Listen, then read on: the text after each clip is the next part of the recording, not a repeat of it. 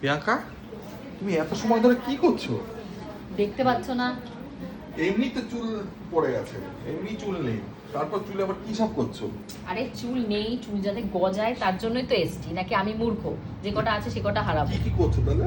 আমার আজকে hair colour হচ্ছে, তারপর আমার ফেসিয়াল হবে, আর অনেক রকমের ট্রিটমেন্ট হবে। তুমি কি বুঝবে? তুমি তো টাকার জন্য, মানে টাকা যাতে খরচ না হয়, 30 টাকা কোথায় সেভিং হয় তুমি সেখানে খুঁজে বেড়াও। আমাদের লোকাল সেভিংসই ঠিক আছে। হ্যাঁ, তার জন্য তো মুখটা এরকম অবস্থা। তার জন্যই বলছি এখানে যাও। এখানে শেভিং কত করে রয়েছে তোমাদের?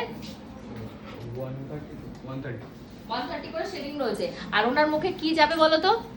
ওনার স্কিনের সাথে কি যাবে? ওনার মুখে তো প্রচুর ট্যান হয়ে গেছে, ডিট্যানটা যাবে না? ডিট্যানটা যাবে তো ওনার ফেসে এখন ডিট্যান হবে আর শেভিংটা হবে। যাও তাড়াতাড়ি গিয়ে ভালো ছেলের মতন বসে পড়ো।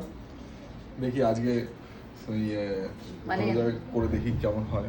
বউয়ের পাশাপাশি হয় কিনা, কারণ সবাই অনেকেই বলছে যে প্রিয়াঙ্কা দি তুমি এরকম সেজে গুজে রয়েছো, বরকে একটু সাজাও। বরকে কি সাজাবো বলো?